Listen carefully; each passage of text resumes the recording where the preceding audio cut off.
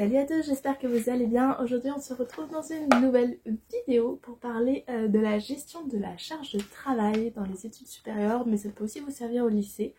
Et on commence tout de suite.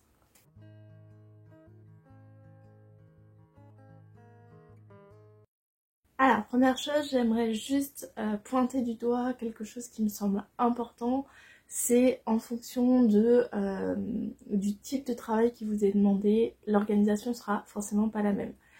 Je vais distinguer deux types d'organisation. L'organisation qu'on a plutôt, je pense, lycée, prépa et BTS, qui sont des organisations très accompagnées déjà par les enseignants, les professeurs, etc. Avec bien sûr un rythme différent. On est d'accord que en prépa vous bossez plus qu'au lycée, mais l'organisation sera suivant un modèle à peu près similaire. Et de l'autre côté, on aura plutôt une organisation avec beaucoup plus d'autonomie, avec des plages de partiels et un peu moins de contrôle continu. Donc ça, ce serait plutôt du coup PIT, université. Certaines écoles d'ingénieurs sont sur ce modèle, d'autres, juste après le bac, peuvent encore être sur le modèle plutôt lycée. Donc voilà, déjà, je pense que pour vous, ce qui serait le mieux, c'est de détecter quel type de travail vous est demandé. Si vous rentrez direct dans les études supérieures, que c'est votre première semaine, vous allez forcément, le premier mois, ça va être un peu compliqué pour mettre en place une organisation qui est directe bien pour vous et qui vous correspondra totalement. Mais je pense que le premier point, c'est vraiment d'analyser ce qu'on vous demande, quels sont les attendus et quelle organisation vous avez besoin de mettre en place. Et du coup, je vais juste faire donc une petite distinction entre ces deux organisations pour bien commencer. Et ensuite, je vais vous donner plein de petits tips que moi je mets en place qui peuvent marcher pour moi. Il y a des périodes ça marche pas et ça marchera pas forcément pour vous puisqu'on est chacun différent. Mais ça, c'est des trucs que j'ai rassemblés et qui me semblent pertinents à mettre en œuvre. Donc tout d'abord, si on distingue donc le lycée déroule plus ou moins dans un lycée ou une organisation qui est bien cadrée de l'autonomie de l'université. Au lycée, vous allez avoir plus de contrôle continu. Donc le principe, c'est de bosser régulièrement et de pas pointer une épreuve en général, de ne pas se focaliser sur un exercice en général, mais de avancer progressivement et de se laisser guider un petit peu vis-à-vis de ce qu'on va vous demander de faire. Il n'y a pas forcément besoin, alors lycée peut-être plus, mais en prépa, en tout cas moi j'avais pas forcément besoin de me dire je vais prévoir pour dans un mois, je vais avoir un oral dans un mois, je vais commencer à me préparer. Déjà t'as pas le temps de faire ça, mais c'est vraiment plus au jour le jour, avec plus, pas forcément au jour le jour, plus à la semaine pour la semaine. En BTS, par rapport aux personnes que je connais qui sont en BTS, c'est plus au jour le jour ou pour fin de semaine. Pour la prépa, on va dire que c'est une semaine pour la semaine d'après parce que vous savez quels euros vous avez pour la semaine d'après et quels DST vous avez, mais ça peut aussi être au jour le jour. Il m'est arrivé de réviser des DS la veille parce que j'avais pas eu le temps avant.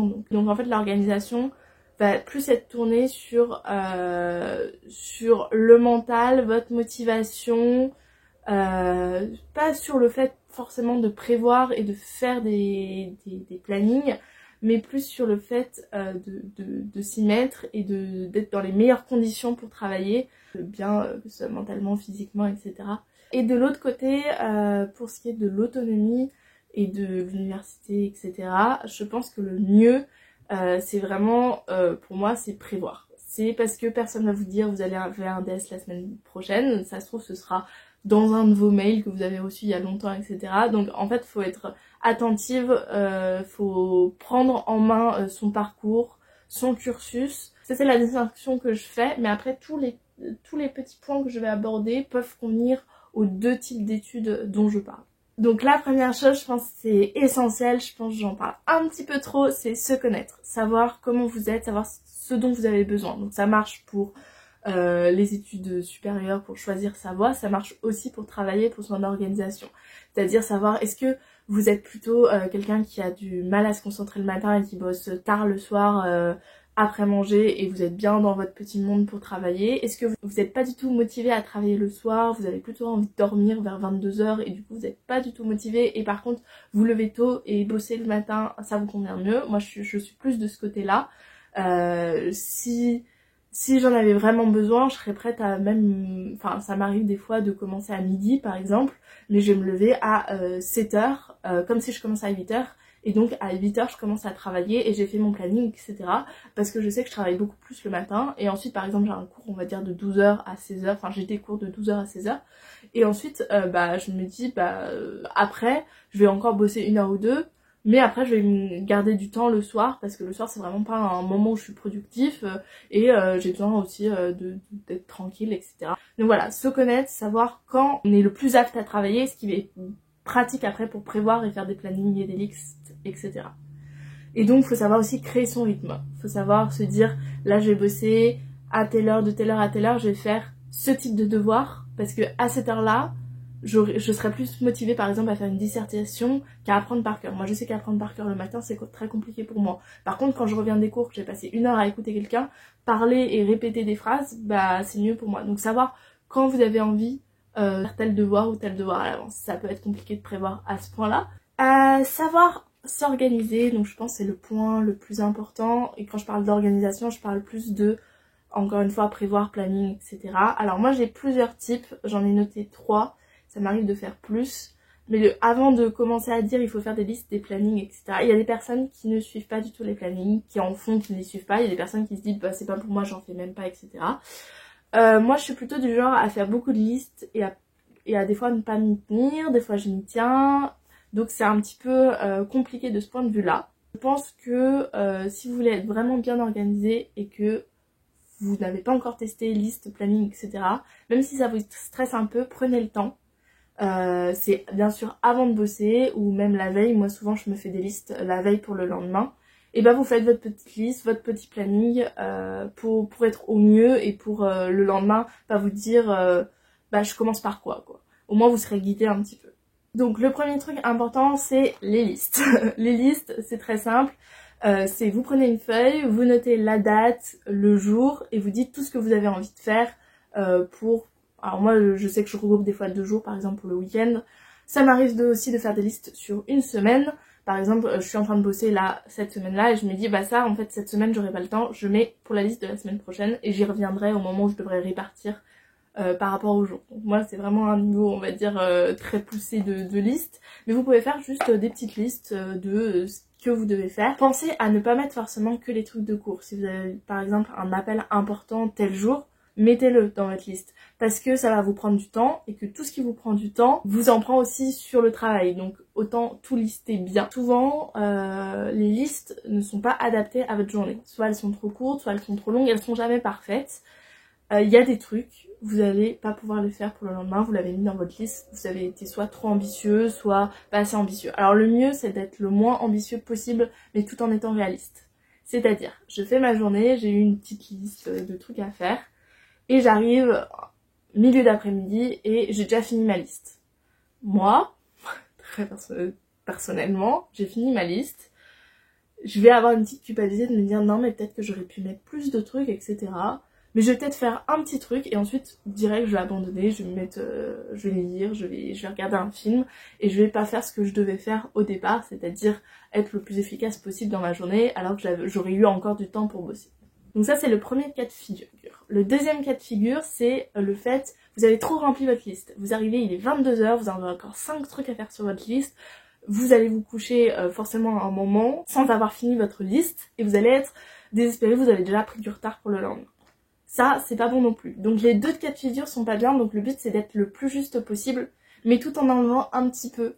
Parce que si vous avez fini votre journée, que vous avez tout terminé et qu'il vous reste 1 heure rien qu'à vous, c'est vraiment le top du top au niveau de votre mental et de votre morale et donc faut garder ça en fait, faut cultiver le fait d'avoir un bon moral à la fin de votre journée et d'avoir été satisfait de tout ce que vous avez fait. Donc la liste faut pas qu'elle soit trop ambitieuse ni trop courte, donc ça c'est un petit conseil. Donc faire des plannings sur la journée. Vous pouvez faire juste une liste de ce que vous avez à faire sans vraiment prévoir à cette heure-ci je fais ça, à cette heure-ci c'est ça. Ce qui est bien avec les plannings où vous allez dire par exemple de 8h à 9h je fais des maths, de 9h à 10h je fais les maths de français, j'en sais rien. Ce qui est bien quand vous faites ça, c'est que vous allez être peut-être plus efficace. Si des fois je me mets pas par exemple une demi-heure pour faire mon exo de maths, je vais mettre 1 heure à le faire alors que j'aurais pu être beaucoup plus efficace et le faire en une demi-heure et passer à autre chose et me garder plus de temps pour moi à la fin de la journée. Donc ce qui est bien avec les plannings c'est de réguler votre temps en fonction de si vous vous connaissez bien. Si vous savez que vous prenez trop de temps pour certains trucs, vous pouvez réduire le temps. Si vous savez que vous mettez pas assez de temps et que vous prenez pas assez le temps, vous pouvez augmenter le temps. Et enfin un planning sur le mois ou sur un peu plus que le mois, on va dire par exemple le semestre ou quelque chose comme ça. Je vous conseille, même si vous aimez pas les plannings, vous aimez pas les listes, vous les faites pas, je vous conseille au moins ça si vous êtes plutôt dans le type d'études autonomie, parce que ça va vous permettre de bien vous caler sur quel devoir arrive à quel moment, savoir quand est votre semaine de partiel, quand sont vos oraux, savoir à ce moment-là vous avez ça ou ça à faire. Et puis ça vous permet aussi, moi ce que je fais c'est que souvent je mets dans mon carnet un truc comme 3 semaines avant mes partiels, me dire ok là ça commence vraiment à urger, s'il y a des matières où t'as pas encore commencé les révisions c'est maintenant. Et n'empêche que même si ça peut être stressant pour vous, c'est aussi un moyen de vous dire ça va me garder du temps, je vais pouvoir bien m'organiser sur 3 semaines et bien passer mon partiel. Alors que si je le mets pas, bah je me dis oh j'ai encore du temps jusqu'à arriver au dernier moment. Donc ça permet aussi de, encore une fois si vous connaissez bien, savoir ce dont vous avez besoin, quelles sont vos attentes vis-à-vis de ce qui arrive.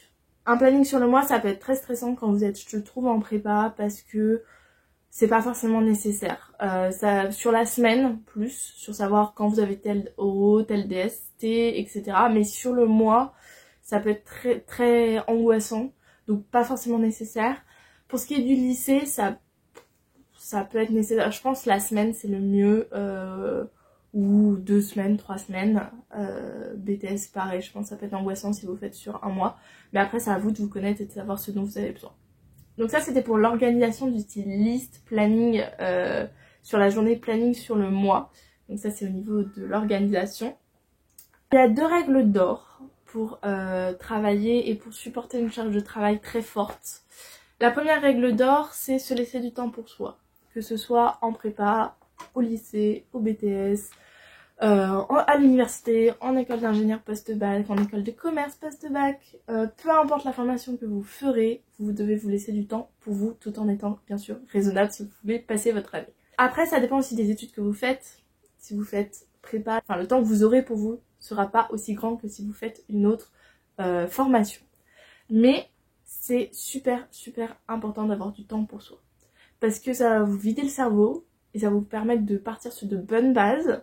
Ça va vous permettre aussi de sécréter de la dopamine parce que quand on travaille, on prend pas toujours plaisir à travailler et du coup, si on sécrète pas de dopamine, ben on sécrète pas de bonheur et si on n'a pas de bonheur, bah, le moral il tombe très bas et vous n'allez pas supporter un rythme aussi chargé. Il n'y a rien de mieux que quand même faire quelque chose qu'on aime, prendre du temps pour soi, prendre du temps aussi pour sociabiliser parce que travailler souvent c'est quelque chose en rapport, enfin c'est de soi à soi-même, c'est voilà, donc faut sociabiliser. Ça c'était la première règle d'or. La deuxième règle d'or c'est abandonner, c'est pas si mal que ça. Je m'explique, tout ce que vous allez, ça dépend hein. Mais la plupart du temps, si vous voulez faire un travail le plus parfait possible, le plus complet possible et réviser au mieux, vous n'allez pas pouvoir tout faire. Tout n'est pas faisable. Vous pouvez être, enfin, que ce soit en prépa d'ailleurs, mais même moi, à l'université, enfin, en école d'ingé, je peux pas tout faire. Il y a des trucs, je laisse tomber. Parce que parfois c'est aussi pour me réserver du temps pour moi, hein, mais parfois c'est aussi juste que c'est pas faisable. Ma journée n'est pas assez grande pour tout faire. Donc, se dire que quelque chose n'est pas faisable, c'est pas une fatalité. Alors bien sûr, si vous me dites, bon j'ai une disserte pour la semaine prochaine et de toute manière ça rentre pas dans mon emploi du temps, le but c'est pas de vous taper un zéro non plus, hein. Le but c'est de vous dire, ok, par exemple demain j'ai un DS, j'ai passé ma semaine à réviser des exercices, j'ai relu mon cours l'avant-veille, et là, la veille, j'ai décidé de, par exemple, tout refaire un chapitre, tout refaire les exos d'un chapitre, parce que je sens que ça va pas passer vis-à-vis de ce chapitre. Ok, très bien, voilà. Mais peut-être que vous allez vous rendre compte au bout de 2 ou 3 exercices que vous captez toujours pas le chapitre même. Bah, peut-être que là, c'est le temps, genre il est 22h, demain vous avez un DS, c'est pas très grave si ce chapitre-là en question, vous aurez pas toutes les connaissances dessus. Il y a des moments où ça sert plus à rien. Limite, vous allez vous coucher, vous serez plus productif de pas avoir vu ce chapitre-là et d'être en forme le lendemain que de rester là à bosser sur votre travail. Ça paraît être un truc tout con, mais je sais que je suis la première à ne pas forcément respecter cette consigne qui est très importante, savoir de temps en temps abandonner. Je vais passer sur ce qui correspond à quelque chose de qui va de soi, mais qui est aussi important. Gardez du temps pour dormir, savoir combien de temps vous avez besoin pour dormir et pour être le plus en forme. Sachez qu'en dessous de 6 heures de sommeil, ce n'est juste pas tenable, pas faisable. Alors si vous y arrivez, vous me dites je suis en prépa, j'arrive très bien à tenir en dessous de 6 heures de sommeil, et bah tant mieux pour vous. Mais je pense que sur la longue, sur 2 ans, personnellement je pense que ce n'est pas faisable. Au moins 6 heures, le minimum pour moi vital, je pense que c'est 7 heures. Mais moi 7 heures c'est pas possible pour moi. Moi j'ai besoin de 8 heures de sommeil. Je sais que ma soeur elle en a besoin de 9 heures de sommeil et elle faisait très bien ça en prépa. Parce que c'est important. Important de bien dormir, important d'avoir un sommeil qui est bien. Si vous avez du mal à dormir aussi, réservez-vous peut-être pas une heure mais au moins une demi-heure avant le sommeil pour être dans des conditions pour dormir. Faire, je sais pas, de la relaxation pour éviter de stresser. Parce que je sais que moi le stress ça m'empêche de dormir. Donc ayez votre petite routine et surtout gardez un rythme de sommeil. Si vous avez un rythme vraiment chargé de devoirs, un charge de travail très très grand, ce que je vous conseille aussi c'est de garder le même rythme que pour les jours de cours, pour le week-end, enfin pour le samedi du moins. Vous dire bon bah le samedi je me lève encore à 7 heures pour pouvoir commencer à travailler 8 heures, mais je me réserve 1 heure de grasse mat, 1 heure ou 2 heures de grasse mat le dimanche, je me lève à 8 heures, 9 heures, donc ça me fait un peu plus de grasse mat. Comme ça vous vous sentirez mieux en fait le dimanche pour bosser si vous gardez un petit peu de temps pour dormir. Ça c'est mon petit conseil mais ça peut ne pas marcher avec vous. Le corps en fait il aime bien les habitudes, il aime bien que régulièrement vous ayez le même rythme de sommeil et si vous variez en fait le corps il va plus rien comprendre. C'est comme si vous mangez un plat de pâtes énorme un jour et le lendemain vous mangez rien. Votre estomac il comprend pas, bah là c'est pareil, votre corps vis-à-vis du sommeil il comprend pas, donc le mieux c'est de garder un rythme qui est le plus régulier possible en fait. Donc avec bien dormir, bien manger, j'en ai parlé juste avant, vous allez voir que quand vous avez un rythme de travail et que c'est vous qui vous occupez de vos propres repas, vous allez... Alors le stress a 2 effets, soit il va vous pousser à manger plus, c'est plutôt rare quand on a une charge de travail très très grande parce que le temps que vous mangez enlève du temps que vous bossez, mais parfois il y a des personnes qui font les deux en même temps. Je pense que c'est une très mauvaise idée, je le fais des fois, je l'avoue, mais je pense que c'est une très mauvaise idée. Si vous mangez, vous vous accordez une pause, même si c'est 15 minutes pour manger, ce qui est pas recommandé, mais bon, vous vous accordez une pause où vous ne travaillez pas. Parce que si vous travaillez en mangeant, vous allez manger beaucoup plus et vous allez mal digérer, enfin bref, c'est pas bon pour la santé de manière générale. Mais vous prenez bien du temps pour manger et vous le mangez suffisamment parce qu'il y a des gens où le stress ça leur fait baisser l'appétit, mais c'est une très mauvaise idée de dire je loupe un repas pour bosser plus. Vous allez vous créer plus de problèmes que d'autres, une flore intestinale qui est pas bien régulée, ça fait que vous allez pouvoir choper plus de maladies, donc ça déjà quand vous bossez beaucoup vous n'avez pas envie d'avoir plus de maladies. Ça va faire aussi que vous allez avoir un déséquilibre peut-être sur votre sommeil. Quand vous déséquilibrez quelque chose dans votre corps, d'autres choses commencent à ne plus bien marcher. Vous allez avoir une humeur aussi un peu plus exécrable. Vous savez peut-être quand vous mangez bien, vous sécrétez des hormones un petit peu du bonheur. Et du coup, si vous mangez pas très bien, vous allez potentiellement, alors ça marche pas avec tout le monde bien évidemment, mais potentiellement avoir un moins bon moral. Manger bien, c'est aussi être bien dans sa peau. Et ça, c'est important quand on a beaucoup de boulot et qu'on est étudiant. Et équilibré, bien sûr. Bon, ça, je pense que ça va de soi. Et quelque chose de très important, je pense que vous n'êtes pas tous au courant, mais le cerveau se nourrit exclusivement de sucre, donc glucose, etc. Bien sûr, à manger avec parcimonie, mais n'enlevez pas complètement le sucre de votre vie en tant qu'étudiant.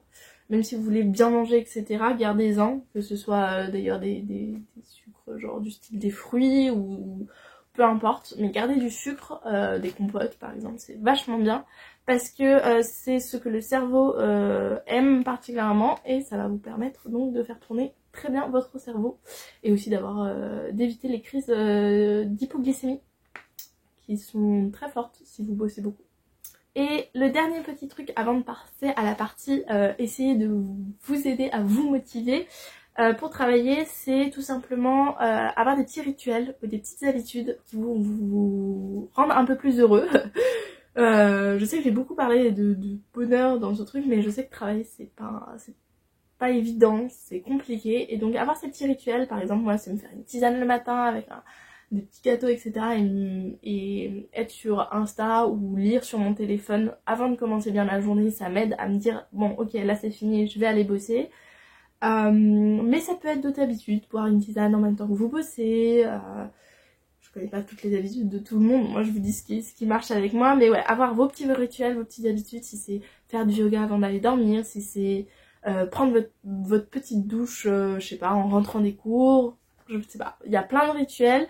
Faut que, bien sûr, ça vous bouffe pas votre temps de travail, mais que ça vous permette de vous mettre dans de bonnes conditions pour effectuer un travail qui vous convient et qui vous rendra plus heureux que malheureux en tout cas. C'est pour la partie gérer vraiment le travail. Là je vais vous parler plus de se motiver à travailler. Vous allez me dire oui mais si on a une charge de travail, bah, le stress, le fait qu'on a beaucoup de travail va nous pousser à travailler plus ou à se mettre à travailler. C'est pas toujours vrai, on peut avoir beaucoup de travail et avoir beaucoup de mal à s'y mettre. J'ai 4 points et donc pour pouvoir travailler plus. La première, encore une règle d'or, c'est de déculpabiliser. C'est la seule règle d'ailleurs que je n'utilise pas à bon escient. Quand vous travaillez, si vous culpabilisez pas du tout de pas travailler, tant mieux pour vous. Mais souvent, quand on a beaucoup de travail, on va se mettre quelque part et on va dire faudrait que je travaille. Et pendant une demi-heure, on va faire autre chose, mais on va rester dans l'idée faudrait que je travaille. C'est la pire idée au monde. Déjà, vous travaillez pas, donc vous n'êtes pas efficace, donc vous allez culpabiliser encore plus.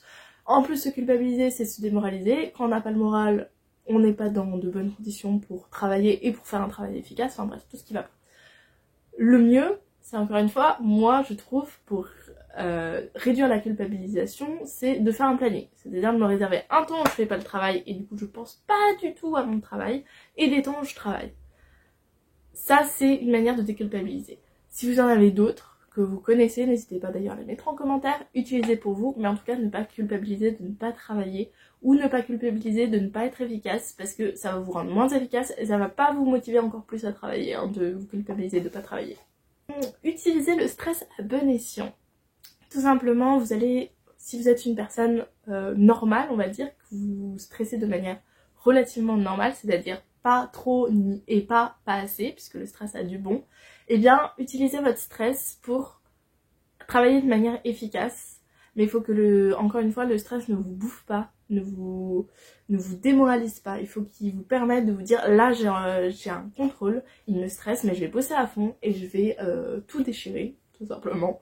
Mais si vous avez trop de stress, je vous conseille aussi de le tempérer. C'est-à-dire si à un moment vous voyez que vous bossez mais vous êtes de plus en plus stressé, vous posez votre crayon et vous faites les techniques qui marchent ou qui marchent pas avec vous pour vous déstresser, mais en tout cas vous arrêtez de bosser jusqu'à ce que vous soyez un peu moins stressé parce qu'encore une fois vous ne serez pas assez efficace. Si vous n'avez pas assez de stress, et ce qui est la raison pour laquelle vous ne vous motivez pas assez, je sais pas si, peut-être que si vous n'êtes pas stressé, les plannings ça vous stresse pas beaucoup, mais peut-être regardez la date de vos partiels et comptez le nombre de jours jusqu'à vos partiels, je pense que ça peut être très stressant. Mais en tout cas peut-être lancer un petit peu de stress, parce que le stress c'est bon. C'est bon. Le stress ça peut avoir du bon quand il est vraiment léger pour bosser, et du coup si vous avez vraiment pas de stress dans votre vie, essayez de vous lancer un petit peu de stress pour commencer à vous motiver à travailler. Un autre point qui est important aussi, c'est qui peut être utile, c'est se donner des défis et des challenges. Je fais ça assez régulièrement. Moi c'est mon petit jeu en fait, quand je suis pas motivée à travailler, je me dis par exemple je vais faire 5 exos de maths, et après mes 5 exos de maths, je vais me lire un chapitre de mon livre, parce que moi j'adore lire, donc voilà. Et puis ensuite je vais refaire, alors ça peut être très saccadé du coup, et donc vous allez vous dire bon bah j'ai commencé à lire le chapitre, oh je vais lire le suivant, etc.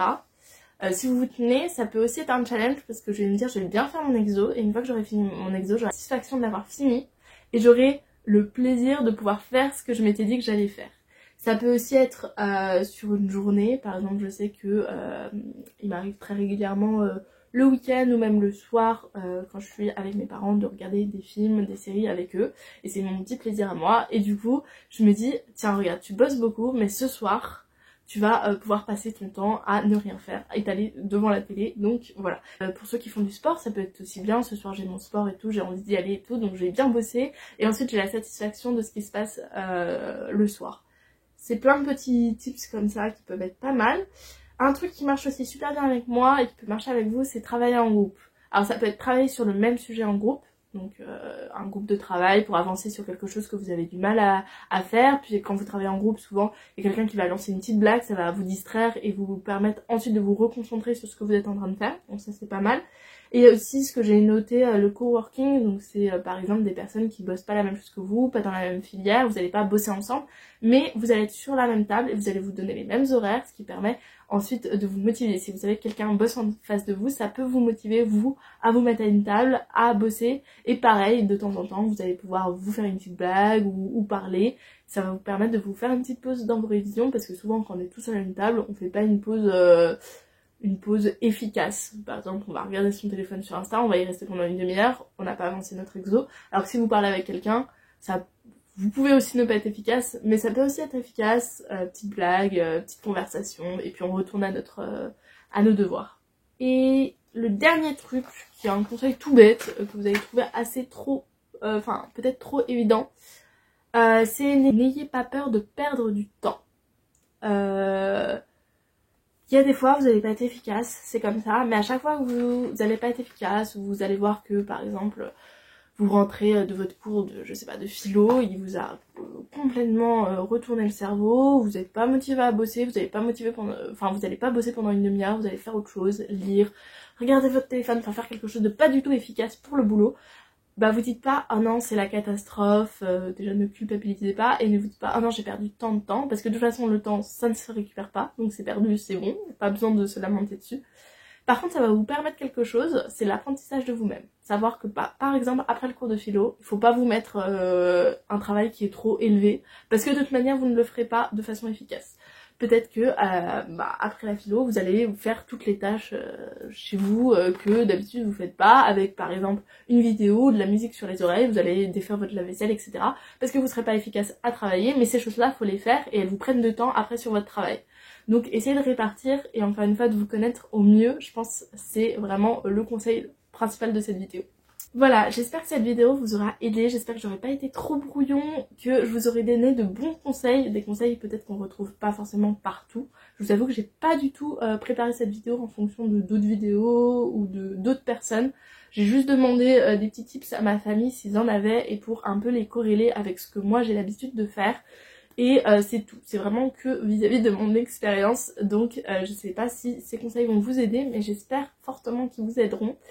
Et n'hésitez pas à commenter si vous avez d'autres conseils pour les autres, c'est super. N'hésitez pas aussi à liker si vous avez aimé, à vous abonner si c'est pas déjà fait, et sinon je vous dis à la semaine prochaine pour une autre vidéo. Salut!